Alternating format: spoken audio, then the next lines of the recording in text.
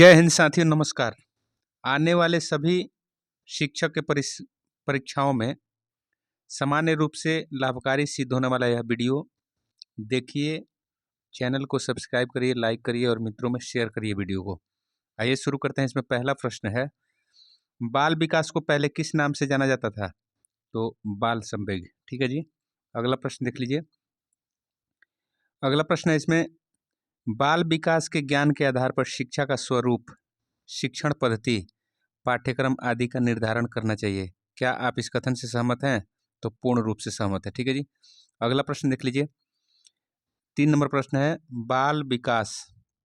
बाल विकास के अंतर्गत बच्चों की मानसिक शक्ति, भाषा, बुद्धि, स्मृति, भावात्मक विकास आदि का अध्ययन किया जाता है। यह कथन स्वयं में अपूर्ण है। ठीक है जी। यह अपूर्ण कथन है। ठीक है। अगला प्रश्न देख लीजिए। बाल विकास को प्रभावित करने वाले कारक कौन कौन हैं?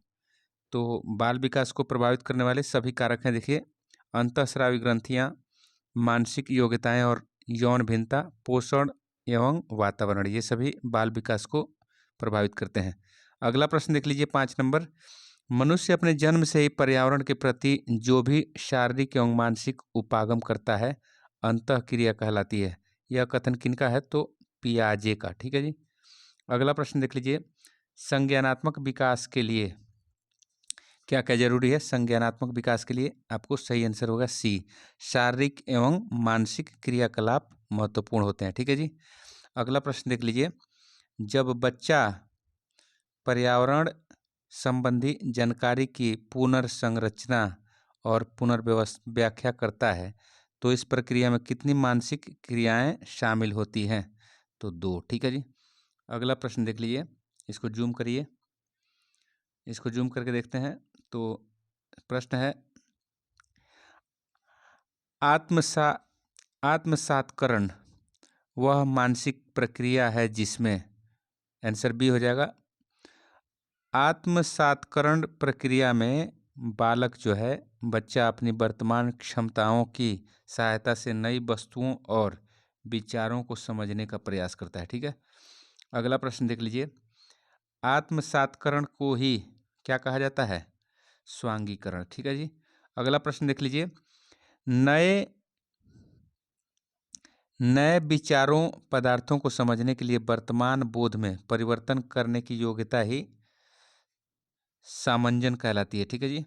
अगला प्रश्न देख लीजिए। निम्नलिखित में से कौन सा कथन सही है? तो आप देखिए, सही कथन आपको चुनना है। तो सही कथन इसमें बी हो जाएगा। ठीक है। आरंभ में बच्चे में जो भी क्षमताएं होती हैं, उन्हीं के माध्यम से पर्यावरण को समझने का प्रयास करता है। यहाँ वह आत्मसातकरण कर रहा है। ठीक है जी। अगला प्रश्न देख लीजिए। संवेदी गत्यात्मक अवस्था कब तक रहती है? तो इसमें सही उत्तर हो जाएगा सी, जन्म से लेकर 2 वर्ष तक। ठीक है जी। संवेदी गत्यात्मक अवस्था। अगला प्रश्न है इसमें, पूर्व संक्रियात्मक बच्चा अपने आसपास के वातावरण और वास्तविकता के संबंध में अपने प्रत्यक्षकरण के आधार पर ही सोचता है। यह कथन किनका है? तो यह कथन सत्य है। ठीक है। यह कथन सत्य असत्य पूछ रहा है, तो सत्य है। ठीक है जी। 14 नंबर प्रश्न है, बच्चे में विभिन्न योग्यताओं तथा संरक्षण योग्यता, वर्गीकरण योग्यता, क्रम बंधन योग्यता, बहुवर्गीकरण योग्यता इत्यादि का विकास होता है मूर्त संक्रियात्मक अवस्था में। ठीक है जी। इसका सही उत्तर बी हो जाएगा। अगला प्रश्न देख लीजिए। पूर्व संक्रियात्मक बच्चे का चिंतन कैसा होता है? तो स्व केंद्रित होता है। ठीक है जी। अगला प्रश्न देख लीजिए। नई भाषा सीखने में बच्चे को किस समस्या का सामना करना पड़ता है? तो उपरोक्त सभी, मतलब उच्चारण की समस्या होती है, शब्दों की समस्या होती है, वाक्यों की समस्या होती है। ठीक है जी। अगला प्रश्न देख लीजिए। एक शिक्षक के रूप में क्या आप इस बात से सहमत हैं कि कठोर दंड और अत्यधिक निंदा बच्चे के संवेगात्मक और सामाजिक विकास पर प्रतिकूल प्रभाव डालता है? तो आप बताइए। इससे हम पूर्ण सहमत हैं। ठीक है जी। तो इसका सही उत्तर क्या हो जाएगा? हाँ, इससे पूर्ण सहमत है। देखिए, अगला प्रश्न देख रहा है, लिखा है, एक सफल शिक्षक वह है जो, इसका सही उत्तर हो जाएगा बी और सी। उसमें क्या गुण होना चाहिए? अपने छात्रों के साथ आत्मीयतापूर्ण और स्नेहपूर्ण व्यवहार करने वाला होता है अच्छा शिक्षक। अपने छात्रों के सम्मुख अनुशासित, संयमित, संवेदनशील और नियंत्रित व्यवहार का आदर्श प्रस्तुत करता है। एक सफल शिक्षक, ठीक है जी। तो इसका बी और सी आंसर हो जाएगा। क्वेश्चन नंबर 19 देखिए, आत्मधारणा का अभिप्राय क्या है? तो इसमें सही उत्तर हो जाएगा बी नंबर, किसी का स्वयं के संबंध में कोई धारणा बनाना, यह है आपका आत्मधारणा, ठीक है जी। अगला प्रश्न देख लीजिए। अगला प्रश्न है इसमें, भूख प्यास लगना, तुष्टिप्रद विश्राम, भौतिक पर्यावरण के खतरों से सुरक्षा, शारीरिक सुख व काम्यक्षा की तृप्ति आदि आवश्यकताओं को किस श्रेणी में रखा जाता है? तो आपका सी हो जाएगा, शरीर क्रियात्मक आवश्यकताओं की श्रेणी में, ठीक है जी। अगला प्रश्न देख लीजिए, मनोवैज्ञानिक आवश्यकताएं, मनोवैज्ञानिक आवश्यकताएं ये क्या है? तो सी नंबर इसका उत्तर है, व्यक्ति का अपने पर्यावरण के साथ अंतःक्रिया के फलस्वरूप उत्पन्न होती है, ठीक है जी। अगला प्रश्न देख लीजिए, मनोवैज्ञानिक आवश्यकताएं हैं, मनोवैज्ञानिक आवश्यकताएं हैं उपरोक्त सभी। तो उद्दीपन की आवश्यकताएं और संबंध की आवश्यकता, उपलब्धि की आवश्यकता और अनुमोदन की आवश्यकता, शक्ति की आवश्यकता, शारीरिक देखरेख की आवश्यकता, ठीक है जी। तो मनोवैज्ञानिक आवश्यकताएं ये सभी हैं, ठीक है जी। अगला प्रश्न देख लीजिए, बच्चे की आवश्यकताओं को प्रभावित करने वाले कारक क्या हैं? तो ए और बी, मतलब सी ऑप्शन हो जाएगा। तो वचन और पूर्ववर्ती अधिगम, प्रत्याशा और निर्भरता, ठीक है जी। अगला प्रश्न देख लीजिए, क्या आप इस कथन से सहमत हैं कि एक शिक्षक बच्चों की आवश्यकताओं की पूर्ति में महत्वपूर्ण भूमिका निभाता है? तो हाँ, इसका सही उत्तर हो जाएगा हाँ, इससे सहमत हैं। तो अगला प्रश्न देख लीजिए, बच्चों के विकास में शिक्षक सहायक सिद्ध होता है। तो ए और बी इसका सही हो जाएगा, मतलब बच्चों बच्चों को प्रेम, संवेदना और स्नेह प्रदान करके एक ऐसा वातावरण तैयार करके जिसमें बच्चों को अपनी आवश्यकताओं की समुचित संतुष्टि का अवसर मिल सके, ठीक है जी। तो इसका आंसर डी हो जाएगा, मतलब ए और बी सही है। अगला प्रश्न देख लीजिए। अगला प्रश्न है, विद्यालय में यदि सफाई, श्रमदान, वन महोत्सव जैसे सामूहिक गतिविधियों का आयोजन किया जाएगा तो इससे बच्चों का समुचित विकास होगा। देखिए, कैसा विकास होगा? तो सामाजिक विकास होगा। तो सामाजिक विकास होगा इस तरह की गतिविधियों से। देखिए, प्राणी से सामाजिक प्राणी बनने की प्रक्रिया को समाजशास्त्री की भाषा में क्या कहा जाता है? समाजीकरण, ठीक है जी। संवेग एक प्रकार है किसका? संवेग एक प्रकार की क्या है? भावात्मक क्रिया है, ठीक है जी। अगला प्रश्न देख लीजिए। अगला प्रश्न लिख रहा है, व्यक्तित्व व्यक्ति के खाली स्थान समग्र व्यवहार का स्वरूप है, ठीक है जी, व्यक्तित्व। अगला प्रश्न देख लीजिए, छात्र के प्रति शिक्षक का व्यवहार यदि सहयोगात्मक और उत्साहवर्धक होगा तो छात्र का व्यक्तित्व सकारात्मक अभिलक्षणों से युक्त रहता है, ठीक है जी। अगला प्रश्न देख लीजिए, खेल क्या है? तो सक्रिय मनोरंजन है, ठीक है जी। अगला प्रश्न देख लीजिए, खेल के संबंध में कौन सा कथन अनुपयुक्त है? तो इसमें से कोई नहीं अनुपयुक्त, मतलब खेल आंतरिक रूप से अभिप्रेरित होता है, ये भी सही है। और खेल बच्चों को संतुष्टि प्रदान करता है, ये भी सही है। उपयुक्त है, खेल में बच्चों की सक्रियता सहभागिता अपेक्षित है, ये भी सही है। तो कह रहा है कौन अनुपयुक्त है? तो इसमें से कोई अनुपयुक्त नहीं, सभी उपयुक्त है, ठीक है जी। 33 नंबर, खेल की उपयुक्त परिभाषा कौन सी है? तो खेल की उपयुक्त परिभाषा सी नंबर सही है। खेल वह प्रक्रिया है जो मनोरंजक होती है। यह एक रचनात्मक प्रवृत्ति है जो जन्मजात होने के साथ साथ स्फूर्तिदायक, स्वतंत्र, स्वलक्षित एवं आनंददायक होती है, ठीक है जी। अगला प्रश्न देख लीजिए, खेल के विभिन्न प्रकार हैं। खेल के विभिन्न प्रकार हैं, तो बी हो जाएगा, रचनात्मक खेल, गति खेल, लड़ाई के खेल, बौद्धिक खेल एवं परीक्षात्मक खेल, ठीक है जी। अगला प्रश्न देख लीजिए, संवेग एक प्रकार का क्या है? तो वैयक्तिक होना है। संवेग का एक प्रकार है वैयक्तिक होना, ठीक है जी। अगला प्रश्न देख लीजिए, अंग्रेजी शब्द इमोशन, अंग्रेजी शब्द इमोशन का पर्यायवाची क्या है? संवेग, ठीक है जी। देखिए, विद्वान कार्ल ग्रूस द्वारा विभक्त बौद्धिक खेलों में निम्न में से भिन्न है, क्या है? तो शारीरिक खेल। बौद्धिक खेलों से भिन्न है क्या? शारीरिक खेल। तो आपको विचारात्मक खेल ये भी बौद्धिक खेल है, संवेगात्मक खेल ये भी बौद्धिक खेल के अंतर्गत है, इच्छात्मक खेल ये भी बौद्धिक खेल है, लेकिन शारीरिक खेल उससे अलग है। ठीक है जी। अगला प्रश्न देख लीजिए, 5 से 12 वर्ष की अवस्था है, क्या है? तो बी और ए मतलब समूह की उम्र है, और समूह की उम्र, ठीक है जी। 5 से 12 वर्ष में समूह बनाते हैं बच्चे।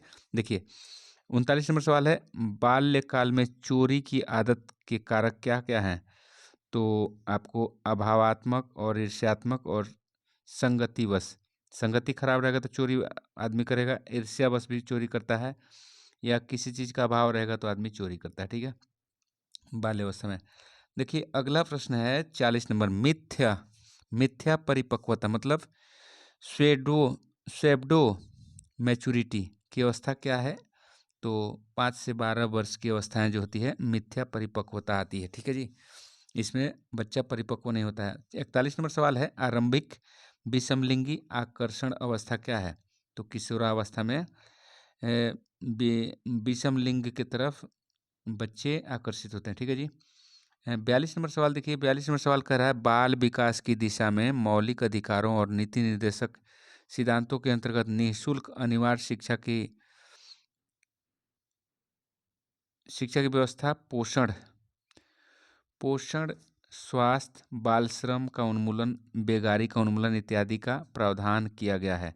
ये प्रावधान संवैधानिक है। ठीक है जी, संवैधानिक है। अगला प्रश्न देख लीजिए, समेकित बाल विकास कार्यक्रम के अंतर्गत प्रदान की जाने वाली सुविधाएं क्या है? तो ए और बी मतलब विद्यालय पूर्व बाल केंद्र या आंगनबाड़ी की स्थापना एवं विद्यालय पूर्व अनौपचारिक शिक्षा, पोषण एवं स्वास्थ्य शिक्षा से संबंधित सेवाएं एवं पूरक पोषाहार, ये सभी क्या है? विकास के कार्यक्रम है। अगला प्रश्न देख लीजिए, बिहार में पाठशाला चलो अभियान शुरू किया गया है, जिसका लक्ष्य क्या है? तो अनिवार्य शिक्षा की व्यवस्था करना, और फिर आपको नामांकन के बाद विद्यालय छोड़ने की प्रतिशत को कम करना, ये दोनों उद्देश्य है इसका। ठीक है जी, पाठशाला चलो का। अगला प्रश्न देख लीजिए, राष्ट्रीय बाल नीति में क्या है? तो बच्चों के शारीरिक सामाजिक मानसिक विकास हेतु आवश्यक सेवाएं उपलब्ध कराने की बात कही गई है। ठीक है जी। अगला प्रश्न देख लीजिए, अगला प्रश्न है इसमें, भारतवर्ष में बाल विकास की दिशा में कदम तो स्वतंत्रता प्राप्ति के बाद उठाए गए। ठीक है जी। अगला प्रश्न देख लीजिए, विकास प्रक्रिया को प्रभावित करने वाले तत्व क्या क्या हैं? तो पर्यावरण भी है और वंशानुक्रम भी है। ठीक है जी, तो दोनों हो जाएगा, तो सी आंसर हो गया। देखिए विकास का अर्थ परिवर्तन की उस उन्नतशील श्रृंखला से है जो एक निश्चित लक्ष्य की ओर अग्रसर होते हैं। यह कथन किनका है? तो हरलॉक का। ठीक है जी। अगला प्रश्न देख लीजिए, विकास की प्रक्रिया परिचालित होती है, तो अब जो देखिए परिपक्वता द्वारा और पोषण के द्वारा। ठीक है जी, तो आंसर सी हो जाएगा इसका सही। अब देखिए, जो बालक संतुलित आहार लेते हैं उनका शारीरिक और मानसिक दोनों विकास उचित ढंग से होता है। ठीक है जी, तो संतुलित आहार बहुत जरूरी है, क्योंकि संतुलित आहार लीजिएगा तभी आपका बौद्धिक विकास होगा। संतुलित आहार में शामिल होता है, चलिए, कैल्शियम होता है, कार्बोहाइड्रेट होता है, विटामिन होता है, प्रोटीन होता है, वसा होता है। ठीक है जी, ये सभी शामिल होता है। ठीक है, संतुलित आहार में विकास और समृद्धि दोनों एक दूसरे के क्या है? एक दूसरे से भिन्न है। ठीक है जी। अगला प्रश्न देख लीजिए, निम्नलिखित में से कौन सा कथन सही है? कौन सा कथन सही है? तो आप देख लीजिए, यहाँ पे आपको उपरोक्त सही सभी कथन सही है। समृद्धि जैविक परिवर्तन है, समृद्धि की प्रवृत्ति परिणात्मक है, और देखिए समृद्धि एक विशिष्ट अवस्था एक ही घटित होती है। ठीक है जी। अगला प्रश्न देख लीजिए, हरलॉक द्वारा विकास प्रक्रिया का किया गया वर्गीकरण कौन सा है? तो इसमें ए आंसर सही है, गर्भावस्था, नवजात अवस्था, शैशवावस्था, बाल्यावस्था एवं किशोरावस्था। ठीक है जी, हरलॉक साहब द्वारा यह वर्गीकरण किया गया है। अगला प्रश्न देख लीजिए, विकास के मुख्यतः कितने पक्ष होते हैं? तो 6 पक्ष होते हैं। ठीक है जी। अगला प्रश्न देख लीजिए, पोषण शारीरिक क्रियाकलाप, विश्राम, पर्यावरण के भौतिक कारक है। ठीक है जी, पोषण शारीरिक क्रियाकलाप, विश्राम आदि पर्यावरण के भौतिक क्रिया है। ठीक है जी। अगला प्रश्न देख लीजिए। बच्चों का संवेगात्मक विकास सकारात्मक हो इसके लिए आवश्यक है। क्या आवश्यक है? तो आवश्यक है इसके लिए आपको जो है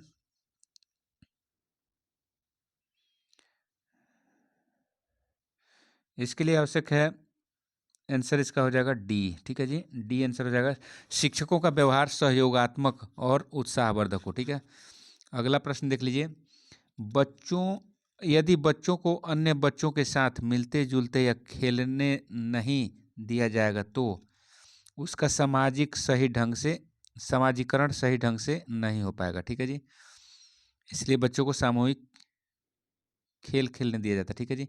59 नंबर सवाल है, बालकों का सही दिशा निर्देशन करने के लिए एक शिक्षक से अपेक्षित है कि, आंसर बी हो जाएगा, उसे बाल विकास का सैद्धांतिक ज्ञान होना चाहिए। ठीक है जी।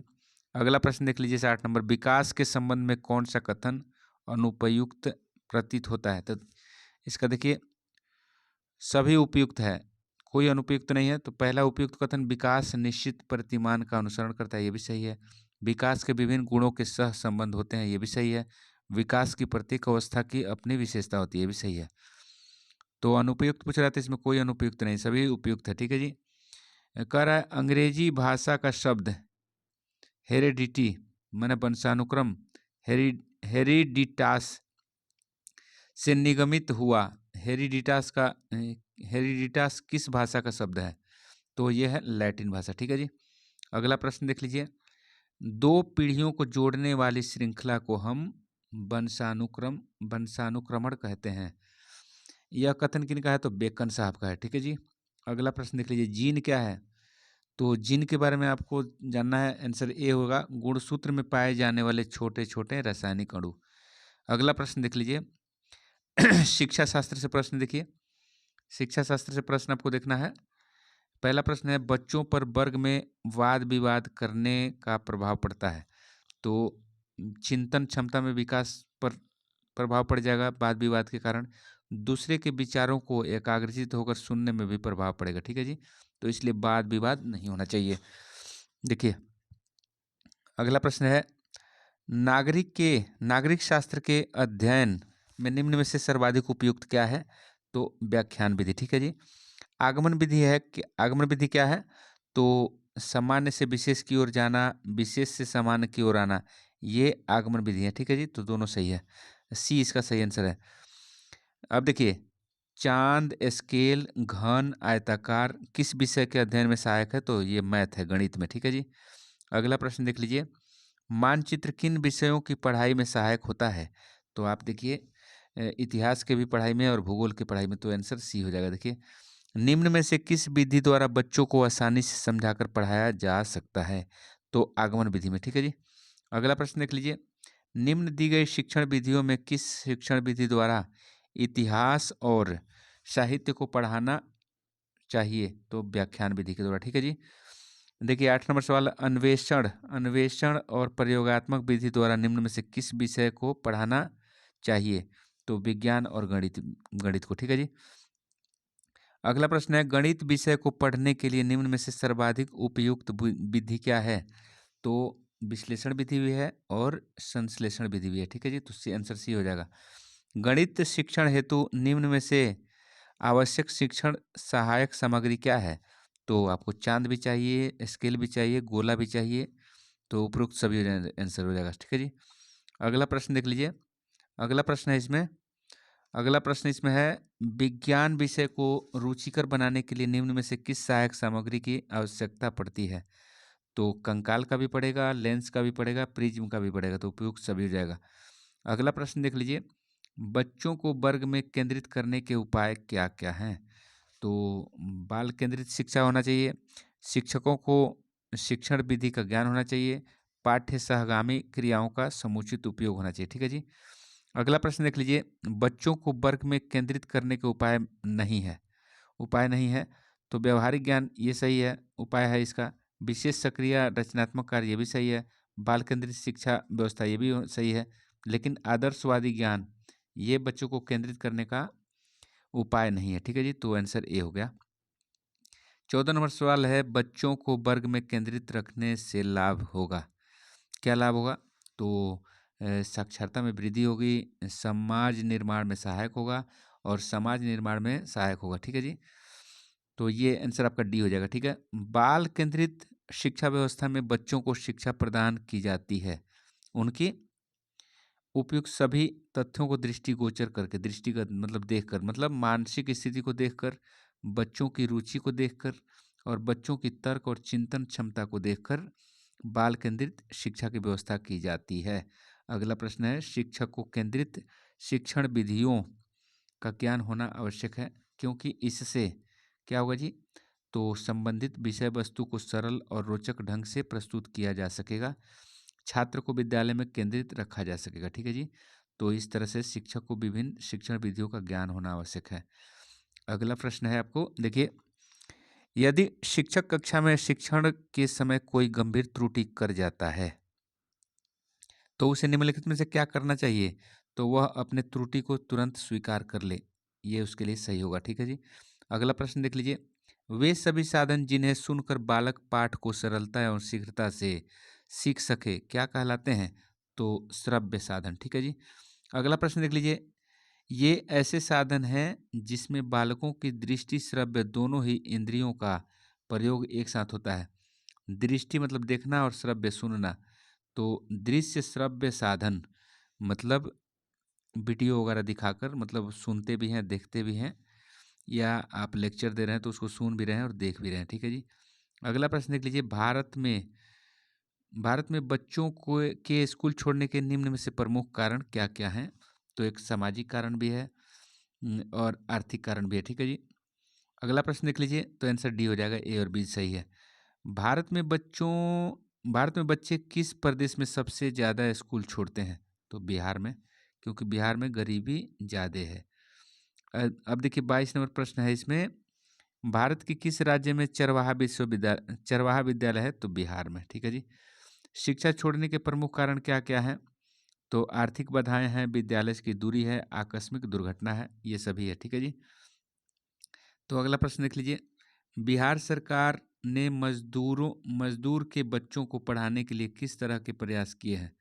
तो चरवाहा विद्यालय खोले हैं, चरवाहा विद्यालय खोला गया है। ठीक है जी, चरवाहा विद्यालय खोला गया है। अगला प्रश्न देखिए, बाल मजदूरी बच्चों के स्कूल छोड़ने में सहायक है। बाल मजदूरी कराना मतलब बच्चे बाध्य हो जाते हैं स्कूल छोड़ने के लिए। ठीक है जी, अगला प्रश्न देख लीजिए, 26 नंबर सवाल है, बच्चों को उचित मात्रा में भोजन नहीं मिलने से क्या होता है?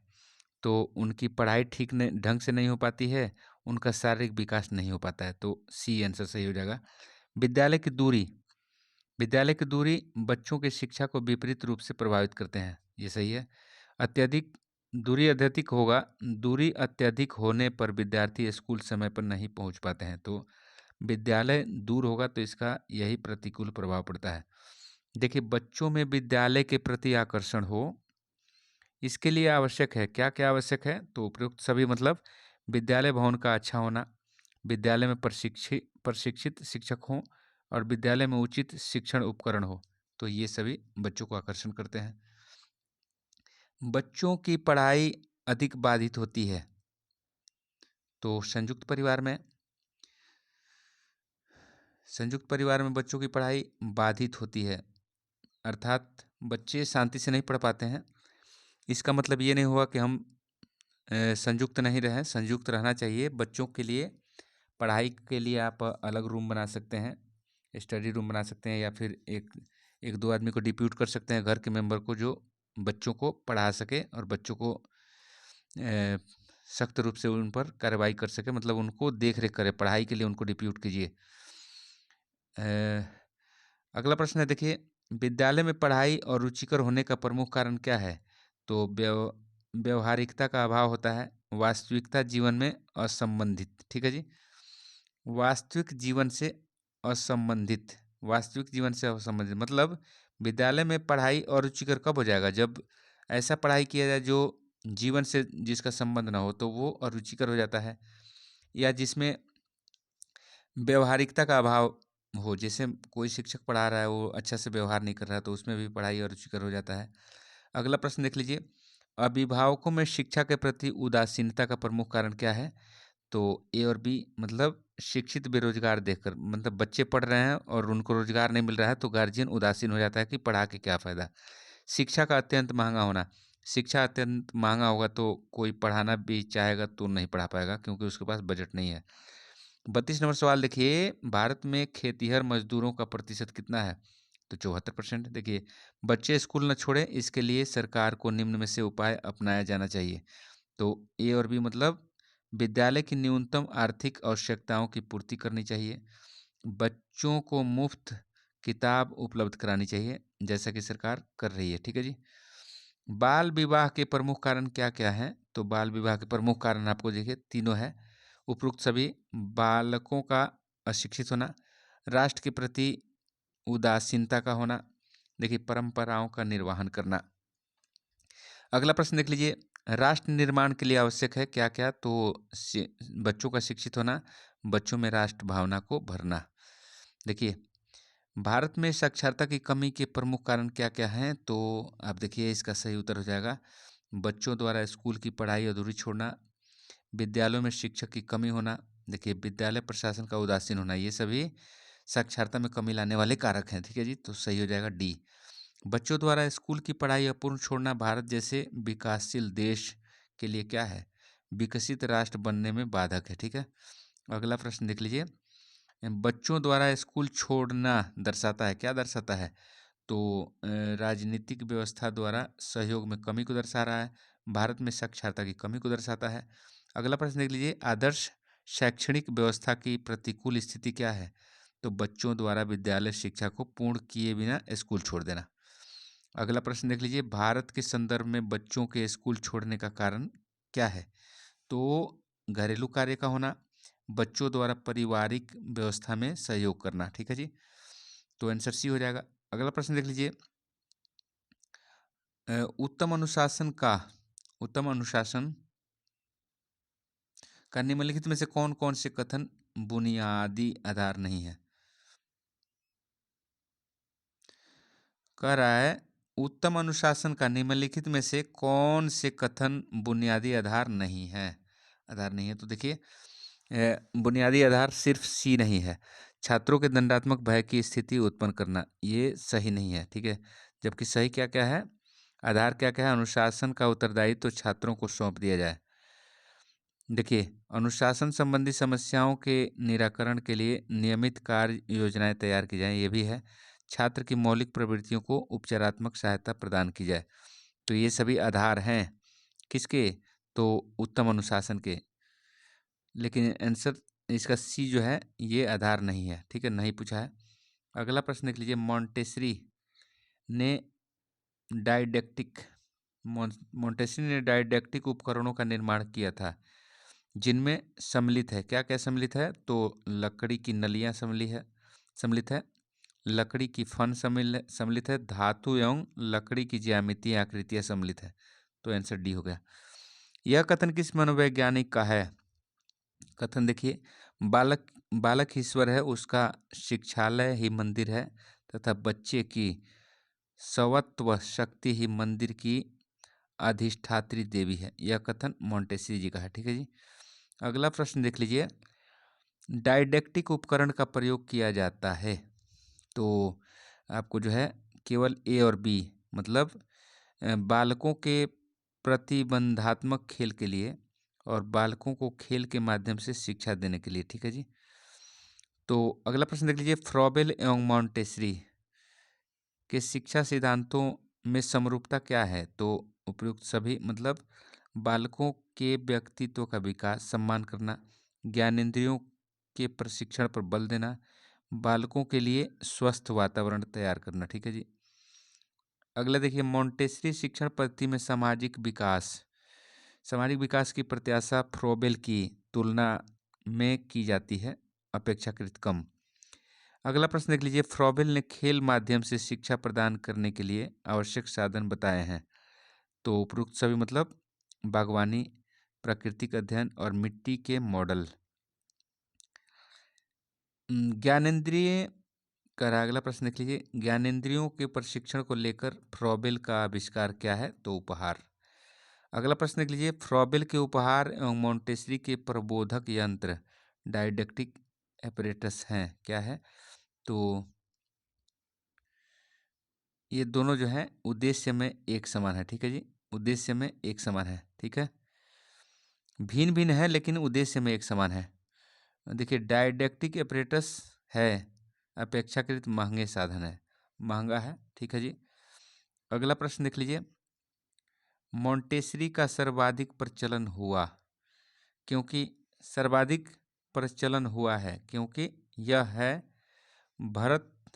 भारत भूमि पर विकसित एवं मान्य, ठीक है जी, भारत भूमि पर विकसित और मान्य है, इसलिए इसका विकास ज़्यादा हुआ।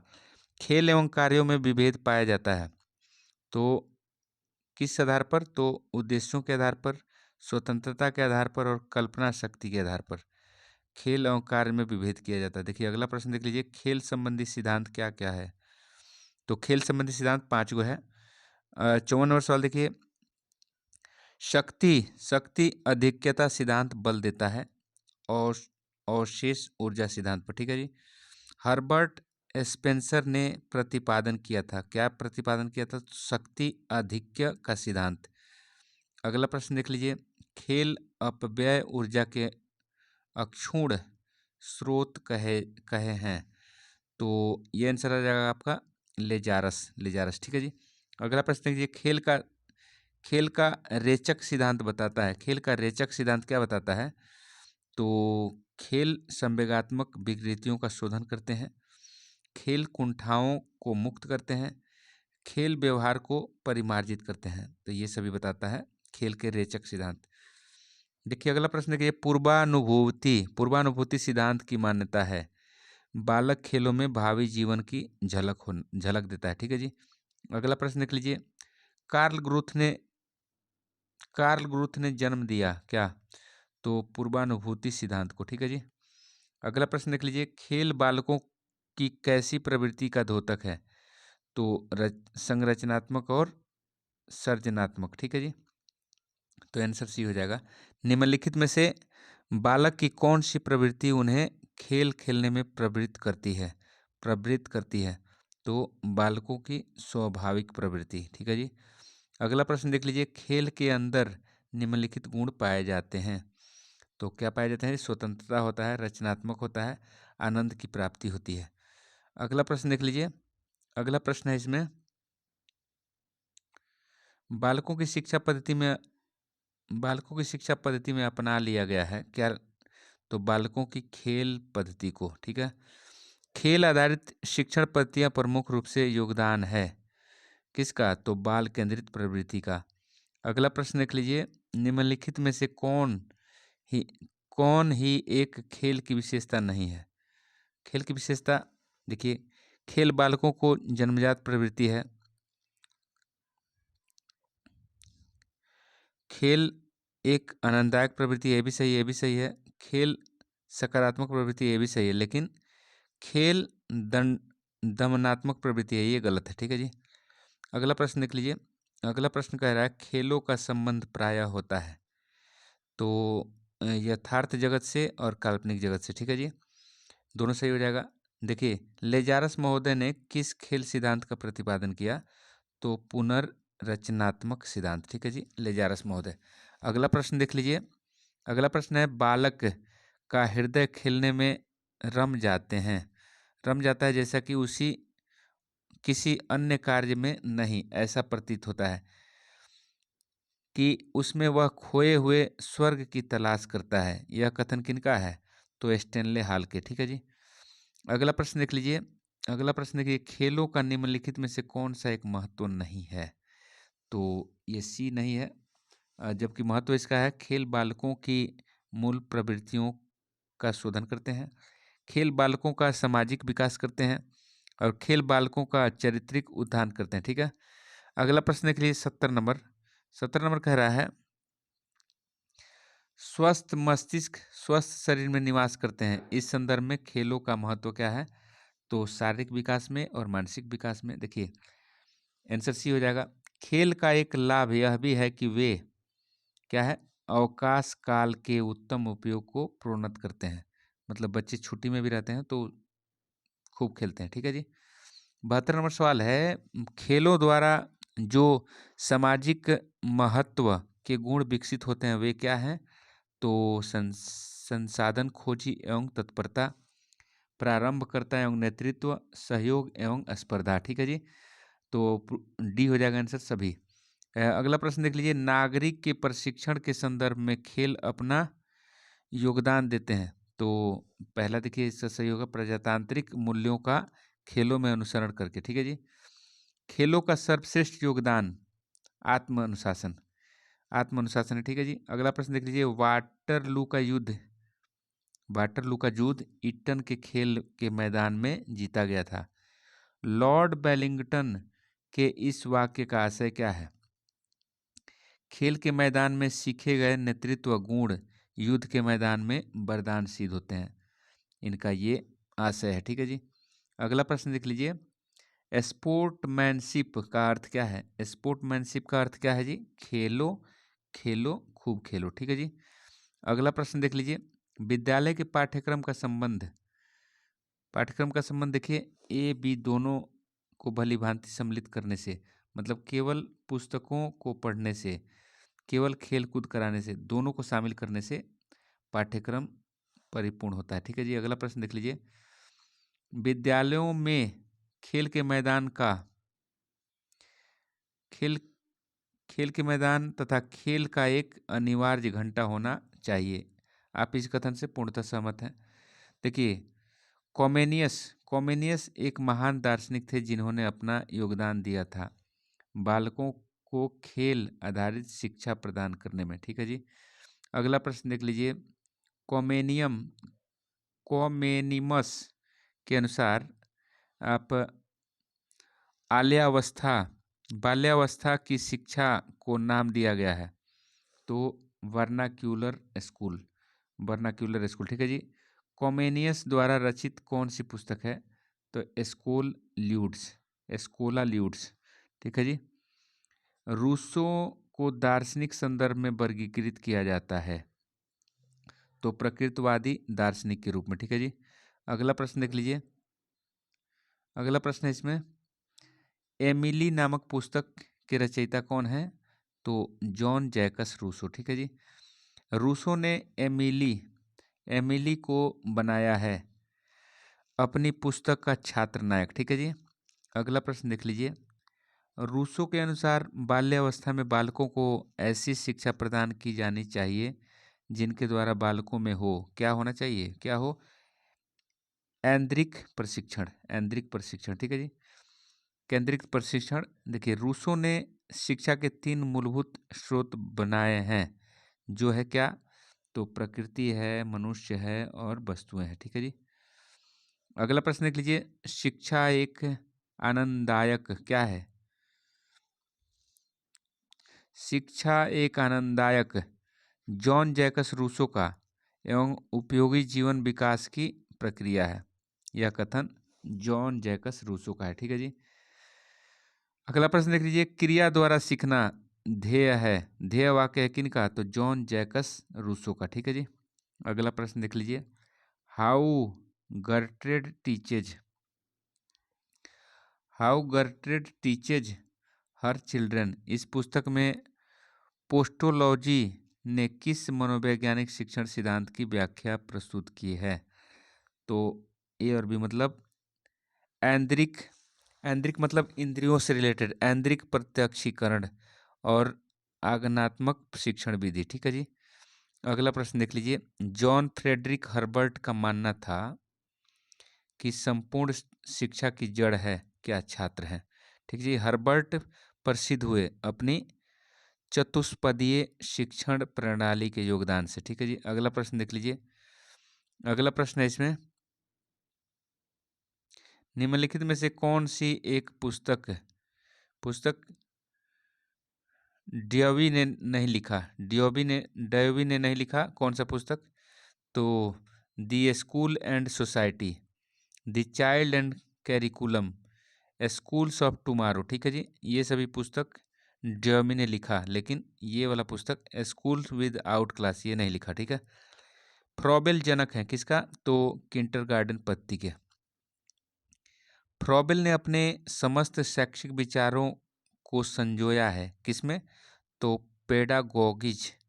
पेडागोगिज ऑफ किंडरगार्टन में, ठीक है जी। अगला प्रश्न देखिए, किंडरगार्टन एक जर्मन शब्द है जिसका अर्थ क्या है? तो अर्थ है बालोधान, ठीक है जी। फ्रॉबेल फ्रॉबेल ने स्वयं अपने प्रथम स्कूल की स्थापना की थी, तो ब्लैंकनबर्ग में 1836 में, ठीक है जी। अगला प्रश्न देख लीजिए। अगला प्रश्न है इसमें प्रत्येक पदार्थ केवल एक ही जीवन कार्यकर्ता से स्पंदित है, क्योंकि सभी पदार्थों को जीवन देने वाला वह एक ही ईश्वर है। यह कथन किस दार्शनिक से संबंधित है? तो फ्रोबेल से। 98 नंबर सवाल है, फ्रोबेल ने दैवीय इकाई के तत्व बनाए हैं क्या? तो तत्वों मूल उद्देश्यों में एकता, ठीक है जी। तत्वों मूल उद्देश्यों में एकता, ठीक है। अगला प्रश्न देख लीजिए 99 नंबर, फ्रॉबेल ने शिक्षा को निम्नलिखित ढंग से परिभाषित किया। तो शिक्षा बालक की जन्मजात शक्तियों को बाहर निकालती है, ये सही हो गया इनका। किंडरगार्टन का निर्माण किया था बालकों को उनके स्वभाव के अनुरूप शिक्षा देने के लिए। तो आज की वीडियो में इतना ही पढ़ेंगे, अगले वीडियो में फिर मिलते हैं।